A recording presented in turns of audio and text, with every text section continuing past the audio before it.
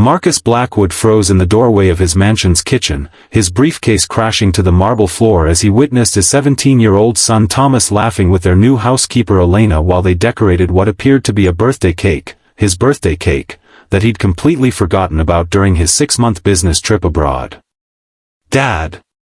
Thomas exclaimed, his face transforming from joy to shock to something like guilt, as if caught in an act of betrayal.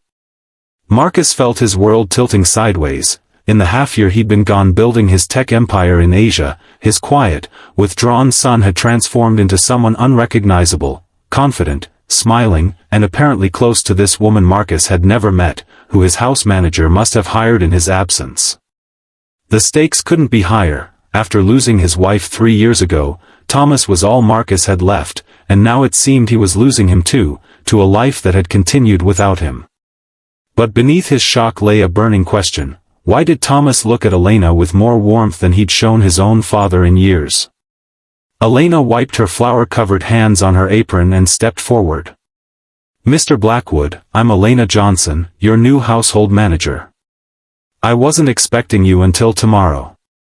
Her voice was steady but her eyes betrayed concern. Marcus noticed how Thomas instinctively moved closer to her, as if for protection, from him, his own father.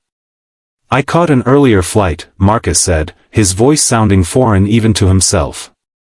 He studied the scene before him, the kitchen island covered in baking supplies, recipe books splayed open, and Thomas, his academically brilliant but socially anxious son, looking more at ease than he had since before his mother died. "What exactly is happening here?" "We're making your birthday cake," Thomas said, his voice carrying a defensive edge. "Elena discovered it was tomorrow from the family calendar and suggested we surprise you." He hesitated, then added with unexpected boldness, "It's the first time I've baked anything." Marcus stepped further into the kitchen, noticing photographs magnetized to the refrigerator that hadn't been there before, Thomas at what looked like a science competition, holding a trophy, Elena standing proudly beside him. "You went to his science fair?" Marcus asked, his chest tightening with a complicated mix of gratitude and jealousy. Elena nodded. Someone needed to be there for him. He won first place. The unspoken accusation hung in the air. "Where were you?" Thomas suddenly excused himself, mumbling something about homework, and fled the kitchen, leaving Marcus alone with Elena. As the silence stretched between them, Marcus realized with startling clarity that this woman knew his son better than he did, and that knowledge felt like both a lifeline and a knife to his heart. "He keeps your schedule, you know," Elena said quietly, turning back to the half-decorated cake. "Every business trip, every conference call. He tracks your flights on his phone app." She looked up, meeting Marcus's eyes directly. "He worries about you." Marcus sank onto a kitchen stool, the weight of 3 years of grief and work-fueled escape suddenly crushing him. "I don't know how to reach him anymore," he admitted, the words escaping before he could stop them. "After Sarah died." "I know about Mrs. Blackwood," Elena said gently. "Thomas talks about her often." She hesitated, then added, "He's afraid you'll disappear too. Physically, you're already halfway there." Before Marcus could respond, his phone rang, his CFO calling about the merger that had consumed the last 6 months of his life. The deal that would cement his legacy but had already cost him so much. As he stared at the screen, Elena turned away to continue working on the cake, her silence somehow more damning than any accusation. Would he answer? The choice before him suddenly seemed to represent everything wrong with his life since Sarah's death. With trembling fingers, Marcus declined the call and placed the phone face down on the counter. "Tell me," he said, his voice barely above a whisper, "tell me everything I've missed." Over the next hour, as Elena continued working on the cake, she filled in the gaps of his son's life, Thomas's struggle with anxiety that had improved with therapy, which Elena had arranged, his newfound passion for astrophysics, his first school dance that he'd attended last month. Each revelation was both a gift and an indictment. "Why do you care so much?" Marcus finally asked. "It's beyond what anyone would expect from household staff." Elena's hands stilled on the cake. My brother raised me after our parents died. He worked 3 jobs to put me through college, but he was always there, for every important moment. She met his gaze steadily. Some things matter more than success or money, Mr. Blackwood. Thomas is a remarkable young man who just wants his father back. That night, Marcus stood outside his son's bedroom door for nearly 10 minutes before finding the courage to knock. When Thomas opened it, surprise evident on his face, Marcus did something he hadn't done in years. He hugged his son, holding him tightly as if he might disappear. "I'm sorry," Marcus whispered. "I've been gone in more ways than one." Thomas stiffened initially, then gradually relaxed into the embrace. "Elena says it's never too late to start over," he said cautiously, as if testing whether his father might break again. "She seems very wise," Marcus replied, following Thomas into his room, noticing for the first time how it had changed: new posters of space phenomena, engineering books, a telescope by the window that he didn't recognize. "Would you show me what you're working on? Your science project?" The tentative smile that spread across Thomas's face was worth more than any business deal Marcus had ever closed. Over the following weeks, Marcus rearranged his entire life. He postponed international trips, delegated more to his executive team, and began working from home 3 days a week. He discovered that Elena had created a family dinner tradition that Thomas had come to rely on, and he joined them, initially feeling like an awkward guest in his own home.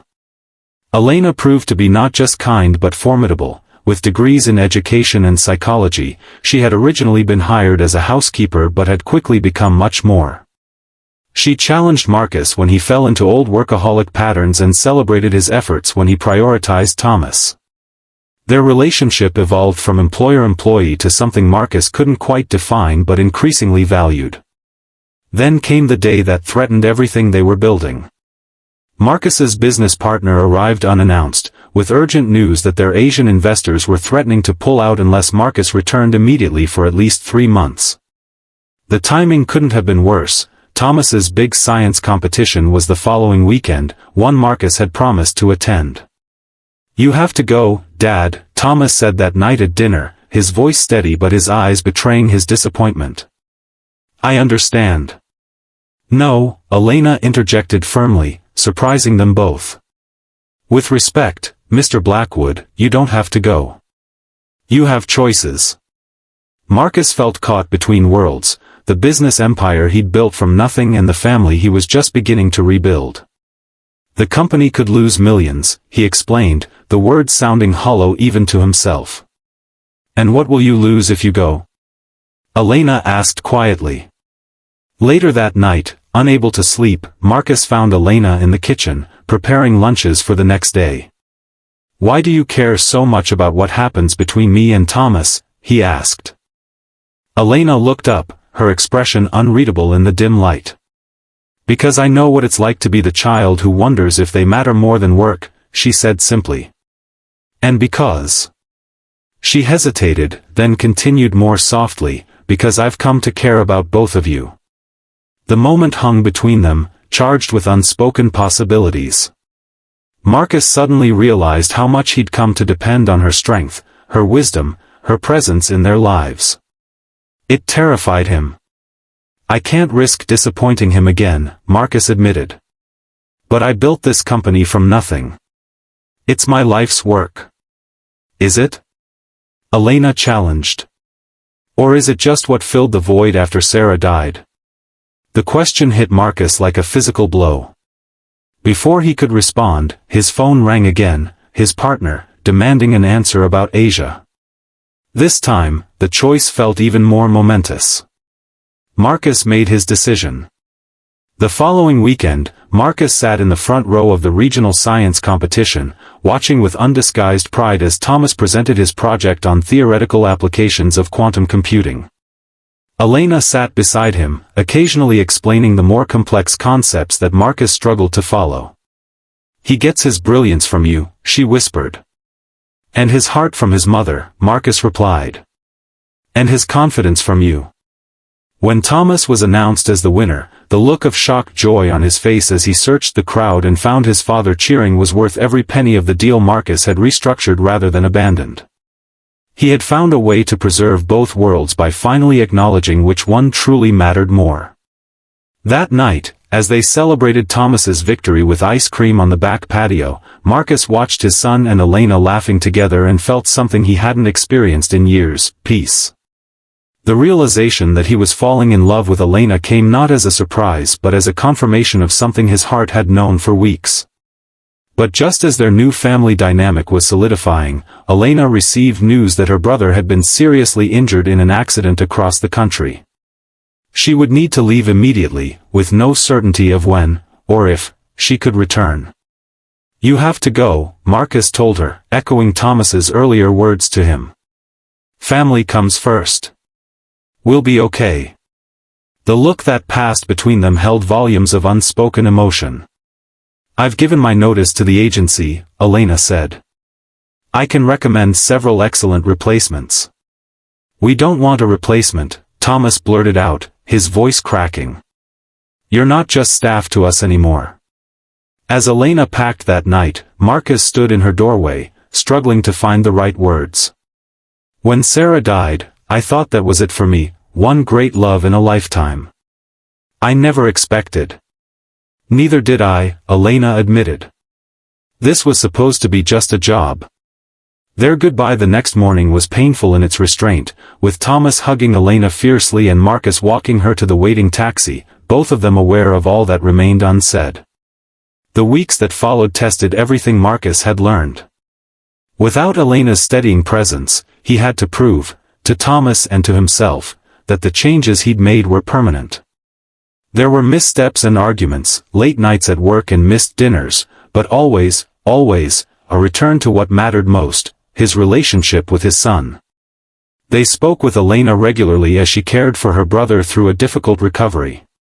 Each call ended with the same unasked question hanging in the air: would she come back?